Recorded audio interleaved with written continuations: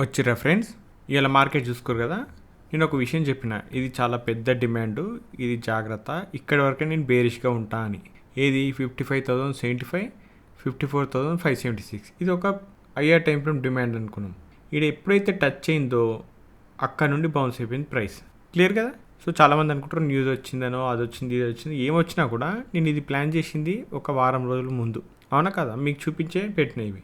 So ఇలాంటివి మీరు price action అంటే ఎక్కడ ఎప్పుడు ఎలా రియాక్ట్ అవుతుంది ప్రైస్ అనేది ఒక అనాలిసిస్ చేసుకొని, ఓకే అన్నిసార్లు పనిచేయదు, కొన్నిసార్లు అవుతుంది, అక్కడికి వచ్చినాక ఎలా రియాక్ట్ అవుతుంది అనేది ప్లాన్ చేయడమే ఇంపార్టెంట్ ఉంటుంది అనమాట.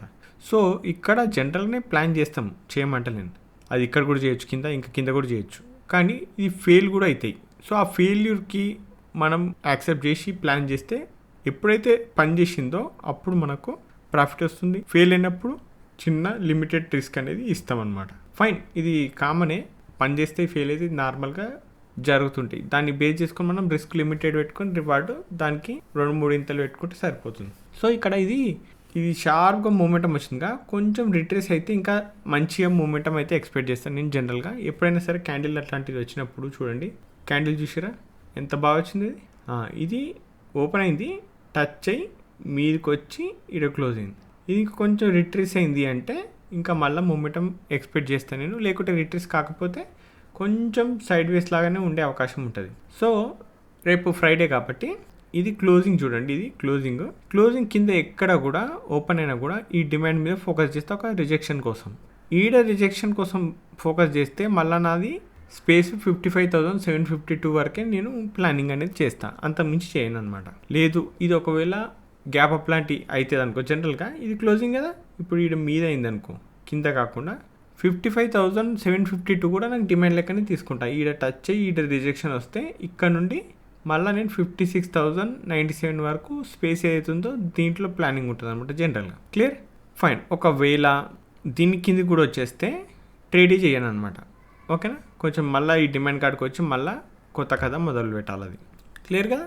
సో ఈ మధ్యలో స్పేస్ ఏదైతుందో దీంట్లో ట్రేడ్ చేయాలి అంటే నేను ఇది ట్రిగ్గర్ అవ్వాలి, దీంట్లో ట్రేడ్ చేయాలంటే ఇది ట్రిగ్గర్ అవ్వాలన్నమాట. ఈ రెండిట్లో ఏదో ఒకటి జరిగితే కానీ ప్లానింగ్ అనేది ఉండదు జనరల్గా అయితే. ఫైన్.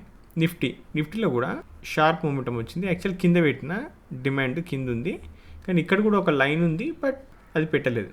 అయితే వీటికి ఆల్రెడీ బౌన్స్ అయింది చూడు ప్రైస్, ఈ ఏరియా ఇది సప్లై, యాక్చువల్గా సప్లై మీద ఇది డిమాండ్, ఇదంతా ఒక పెద్ద రేంజ్ ఉంది. ఈ డిమాండ్ నుండే ఇది రిజెక్ట్ అయ్యి పైకి పోయింది, ఓకే ఫైన్. సేమ్ టైంలో మనకు బ్యాంక్ నిఫ్టీ కూడా మంచి డిమాండ్ ట్రిగ్గర్ అయింది కాబట్టి ఇది మంచి మూమెంటం వచ్చింది, ఫైన్. సో ఇప్పుడు సేమ్ ఈ క్లోజింగ్ కిందికి కొంచెం ప్రైస్ వచ్చింది అంటే ఇది ఒక డిమాండ్ని ఫోకస్ చేస్తాను నేను, 24,560, 24,540. లేదు దీని మీద ఓపెన్ అయింది అంటే ఈ క్లోజింగ్ అనేది ఇంపార్టెంట్ నాకు. ఇది క్లోజింగ్ నుండి రిజెక్షన్ వస్తే, రాకపోతే మళ్ళీ డైరెక్ట్ వచ్చే ఛాన్స్ కూడా ఉంటుంది కిందికి. వస్తే మళ్ళీ నేను ఏదైతే ఆర్ఏ ఉందో రిజెక్షన్ ఏరియా 24,784 వరకు ఉంటాను నేను, okay.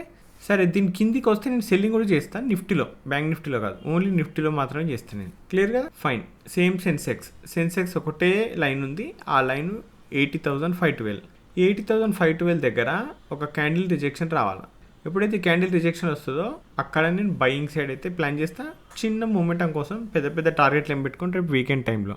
Clear. Crude oil supply పర్ఫెక్ట్గా ట్రిగ్గర్ కానప్పుడు కూడా ఓకే డౌన్ సైడ్ వచ్చింది ప్రైస్, వచ్చినప్పటికీ 5,623 ఇది టచ్ అయ్యేంత వరకు వెయిట్ చేస్తా అనుకున్నాం కదా. సో టచ్ కాలేదు, ఇంకా దగ్గరకు వచ్చింది, బట్ ఇది ఎప్పుడైతే టచ్ అవుతుందో దీంట్లో మళ్ళీ నేను ఎలా రియాక్ట్ అవుతుందో చూసి అక్కడ నుండి కొంచెం బుల్లి సైడ్ అయితే ప్లాన్ చేసుకుంటాను. క్లియర్. ప్రస్తుతానికి ఎలాంటి ఇంపార్టెంట్ లెవెల్స్ లేవు ఇక్కడ. ఇది ట్రిగ్గర్ అయినాకనే ఏమైనా ఉంటే నేను టెలిగ్రామ్ గ్రూప్లో అప్డేట్ ఇస్తే, ఎవరైతే కొత్త వాళ్ళు ఉంటారో జాయిన్ కాని వాళ్ళు లింక్ టెలిగ్రామ్ది వీడియో డిస్క్రిప్షన్లో ఉంటుంది, అది క్లిక్ చేసి జాయిన్ అవ్వచ్చు. అది ఫ్రీ ఆఫ్ కాస్టే, ఎలాంటి పెయిడ్ కోర్సులు పెయిడ్ సర్వీసులు అనేవి ఏం లేవు, టెన్షన్ పడకూరు ఆ విషయంలో. అండ్ మళ్ళీ సెర్చ్ చేసి జాయిన్ అవ్వద్దు, సెర్చ్ చేస్తే మళ్ళీ మిస్టర్ ట్రేడర్ అని కొట్టిరనుకో చాలా ఫేక్ ఛానల్స్ వస్తాయి. అందుకే లింక్ వీడియో డిస్క్రిప్షన్లో ఇచ్చిన, అది క్లిక్ చేసి జాయిన్ అవ్వచ్చు. అక్కడ ఇవి అప్డేట్ చేస్తా, ఎక్కడ డిమాండ్ ఉంది, ఎక్కడ సప్లై క్రియేట్ చేసింది, ప్రైస్ యాక్షన్ ఏం చేస్తుందండి దాని గురించి, ఇంకా మిగతా ఏముండవు, okay fine. Natural gas supply ఏదైతే ఉండేనో ఆ సప్లై స్ట్రాంగ్ క్యాండిల్ క్లోజ్ అయినప్పటికీ మళ్ళీ అదే టెస్ట్ చేసింది పైకి పోయింది. మళ్ళీ ఇది రెస్పెక్ట్ చేయొచ్చు అని నేను అనుకుంటున్నా. 267.4, 266, ఓకే ఇది డిమాండ్ లాగానే తీసుకోవాలి ఇప్పుడు. అండ్ సప్లై లాగా కూడా ఒకటి ఉంది 274.7, 274. సో ఈ డిమాండ్ అండ్ సప్లైలలో ఏది ట్రిగ్గర్ అయ్యి రిజెక్షన్ వస్తుంది అనుకుంటేనే మనం ఆలోచించాలి, లేకపోతే లేదు అక్కడ. ఇది సప్లైలోకి వచ్చేసింది సిల్వర్ మైక్రో. ఏదైతే పెద్ద సప్లై ఉండేనో ఆ సప్లైలో ఇది ఏం చేయాలంటే పైన పోయి ఒక డబ్ల్యూ ప్యాటర్న్ లాగా క్రియేట్ చేసింది అనుకో, అప్పుడు ఈ డబ్ల్యూ ప్యాటర్న్ నుండి నేను కొంచెం బేరిష్ సైడ్ అయితే ప్లాన్ చేస్తా. అప్పటి వరకు వెయిట్ చేస్తా. టైం పడుతుంది, కొంచెం టైం పట్టినా కూడా వెయిట్ చేస్తా. Okay fine. ఇక బీటీసీకి వస్తాం. ఈ బీటీసీ చూసిరా, మనం ప్లాన్ ఎప్పుడు చేసినాం, ప్రైస్ అనుకున్నట్టు ఒక సప్లై క్రియేట్ చేసింది. ఆ సప్లై బ్రేక్ అయితే మనకు బుల్లిష్ మూమెంటం సెట్ ప్లాన్ చేస్తాం. బట్ అది అక్కడ కూడా ట్రాప్ అవుతుంది. ఆ ట్రాప్ అందరు ట్రాప్ అవుతారు, బట్ అక్కడ ట్రాప్ కాకుండా మనం బయింగ్ సైడ్ ఉండాలనేది కాన్సెప్ట్. ఇప్పుడు ఈ సప్లై ఇది ఇక్కడ నుండి ఫాల్ అయింది, దీని మీద క్లోజ్ అవ్వడం అంటే ఇక్కడ ఒక క్యాండిల్ క్లోజ్ అయింది, స్ట్రాంగ్ అయితే ఇది క్లోజ్ అయింది. ఓకేనా, ఇది క్లోజ్ అయినాక ఆటోమేటిక్గా ఇది బుల్లిష్ సెట్ టర్న్ అయినట్టే. ఎందుకంటే ఈ సప్లైలు ఏవైతే ఉంటాయో ఈ సప్లైలను బ్రేక్ చేయడం అంటే మామూలు విషయం కాదు కదా. ఇప్పుడు మళ్ళీ ఇది ఇట్లా కిందికి పోయి ఇట్లనే వచ్చిందనుకో, అప్పుడు ఇంకా కిందికి పోతుందని అర్థం. సో బ్రేక్ అయిపోయిందా, ఇప్పుడు ఈడ ఒక ట్రాప్ క్రియేట్ చేయాలా. ఏంది, ఈడ చూడండి, ఇదొక డిమాండ్, ఇదొక డిమాండ్, ఇదొక డిమాండ్, ఇది ఇట్లా డిమాండ్ క్రియేట్ చేసి ఇది హెడ్ అండ్ షోల్డర్ యాక్చువల్గా. అవునా కదా, చాలామంది హెడ్ అండ్ షోల్డర్ ట్రేడ్ చేస్తుంటారు. ఇది ఎంతైతే ఉందో దానంతా ఇది ప్రాఫిట్ తీద్దాము కింద, లేకపోతే లో దాకా పెట్టుకుందామని టార్గెట్ పెట్టుకుంటుంటారు. ఓకే, సో ఈ హెడ్ అండ్ షోల్డర్ ఏదైతే ఉందో ఇది ఈడ బ్రేక్ కాగానే ఈడికెళ్ళి సెల్ చేస్తారు. కానీ మనం ఈడ చేస్తున్నాం బై, మనం రివర్స్లో పోతున్నాం. అవునా, సో ఇక్కడ మనము ప్లాను ప్రైస్ ఈడ ఉండగానే మనం చేసుకున్నాం. ఏమని, ఇది ఈడికెళ్ళి మీదికి పోవాలా, మళ్ళీ ఈడ టచ్ అవ్వాలా, మళ్ళీ మీదికి రావాలని. అవునా కదా, ఇది మన క్రిప్టో ఛానల్ ఉంది, మీరు చూడొచ్చు. క్రిప్టోది ఒకసారి లింక్ పెడతావు. ఇదే క్రిప్టోది ఐడి.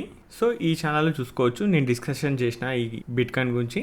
ఇక్కడ ఇది ట్రిగ్గర్ అయినాక అయ్యేటప్పుడు కూడా చూడండి, ఈ బేరిష్ మూమెంటం ఏదంతో దీంతో చాలామంది భయపడి ఎగ్జిట్ అయిపోతారు బై చేసిన వాళ్ళు. అండ్ కొత్త వాళ్ళు ఎవరైతే ఉంటారో వాళ్ళు వచ్చి సెల్ చేస్తారు ఇంకా ఆ మూమెంటం చూసి. బట్ మనం అక్కడ బయింగ్ చేసినాం. ఇదే మరి ట్రాప్. ఓకే, దునియా అంతా ఎక్కడ చూస్తుందో మనం అక్కడ చూడొద్దు అనమాట. ఈ ట్రాప్స్ దీని లెక్కలు అన్నీ కూడా మనం జీసీలో కంప్లీట్గా డిస్కస్ చేసినాము. ఇప్పుడు ఆల్మోస్ట్ అందరికీ క్లారిటీ వచ్చింది దాని మీద. ఫైన్. కాకపోతే ఈడ ప్లాన్ చేసినప్పటికీ ఇప్పుడు ఇది ఇంకో సప్లై కదా, ఇది బ్రేక్ అయితే నేను ట్రేడింగ్ చేయాలి. ఈడ ట్రై చేసింది బట్ ఫెయిల్ అయింది. మళ్ళీ స్ట్రెంత్ తీసుకున్నాక మళ్ళీ వచ్చి బ్రేక్ చేసింది. ఇప్పుడు బ్రేక్ చేసింది కాబట్టి నేను ఇప్పుడు ట్రేల్ చేస్తాను.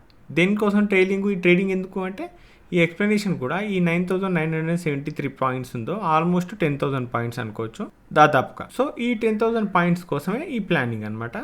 అంటే ట్రేడింగ్ అంటే ఏడ పడితే ఆడ బై సెల్ చేస్తుంటారు, అట్లా కాదు. స్టెప్ బై స్టెప్ మార్కెట్ జరగకముందుకే ఎక్స్ప్లెయిన్ చేసుకుంటూ పోవడం, అది అనుకున్నట్టు జరుగుతుందా లేదా చెక్ చేసుకుంటూ ఉండడం. ఇప్పుడు ఇది ఇడికి జరుపుతా. ఇది నా ట్రైలింగ్ ఎస్ఎల్. ఓకే, ఇది ఎంత పెట్టినా 125.46. ఓకే, 125.45 పెడతా. ఓకే, ఇది ఎస్ఎల్ వచ్చేసి 1,12,545 పెట్టిన. ఓకే, ఇది ఎప్పుడైతే ట్రిగ్గర్ అవుతుందో నేను ఎగ్జిట్ అయితే చిన్న లాస్ తోటి. ఇది మళ్ళీ ఇట్లా వచ్చి ట్రిగ్గర్ అవ్వచ్చు అనుకుంటున్నా, అయితే అప్పుడు ఎగ్జిట్ అవుతా. కానీ ఇట్లా వస్తుందా అంటే నో, నేను బులిష్గానే ఉన్నా కాబట్టి నా ట్రేడ్ బులిష్గా ఉంది. ఇప్పుడు ఇది అప్ అండ్ డౌన్ జిగ్జాగ్లో కొట్టుకుంటూ మీదికి పోతుంది. ఎట్లా పోయినా కూడా నా టార్గెట్ అయితే 1,20,998, అంటే 1,21,000 ఆల్మోస్ట్. దీని తర్వాత నేను ట్రేల్ చేసుకొని మీద ఇంకోటి ఉంది ఫైనల్ టార్గెట్ 123,218 అండి. ఇది ట్రిగ్గర్ అయ్యేంత వరకు నేను బులిష్గానే ఉంటాను. ఓకే, నాకు తెలిసి మీరు ఇలా క్వశ్చన్ ఒకటి అడుగుతా. ఈ 9,000 పాయింట్స్ ఏదైతే 10,000 పాయింట్స్ ఉందో, ఎన్ని పాయింట్స్, 27 పాయింట్స్ తక్కువ 10,000 పాయింట్స్. ఇది ఈ 10,000 పాయింట్స్ ఎవరన్నా ఎక్కడైనా మీరు చూసి ఉంటారు కదా, సోషల్ మీడియా అంతా తిరిగే ఉంటారు నాకు తెలిసి. సో 10,000 పాయింట్స్ ఎవరన్నా తీయంగా చూసిరా, ఒక విషయం చెప్పండి నాకు. ఓకే, ముందే ప్లాన్ చేసి చేయడం. ఎందుకంటే వచ్చినాక ఎవరని చెప్తారు, ఈడ 10 బై చేస్తారు, ఈడొకటి 10 ప్రయోగాలు చేసినాక ఏదో ఒక దాంట్లో 10,000 20,000 పాయింట్స్ కూడా వచ్చి ఉంటాయి. ఇన్వెస్ట్మెంట్ చేసినా వస్తాయి, పొజిషనల్ ట్రేడింగ్ తీసుకుని వస్తాయి. కానీ ప్రైస్ మన ఎంట్రీ ప్లానింగ్ దగ్గరికి రాకముందుకే మీద ఉన్నప్పుడే ప్లాన్ చేసి ఇక్కడ నుండి ఇది టార్గెట్ ఇది అని ప్లాన్ చేసిన వాళ్ళని ఎవరినైనా చూసారు. చూస్తే ఎవరు ఏం సంగతి అంటే చెప్పండి. ఫైన్, మంచిదే. ఎందుకంటే మనకు ట్రేడింగ్లో క్లారిటీ ఉంటేనే మంచిది. లేకపోతే ఇక్కడ ఏం దందా జరుగుతుందో తెలుసు కదా సోషల్ మీడియాలో మొత్తం.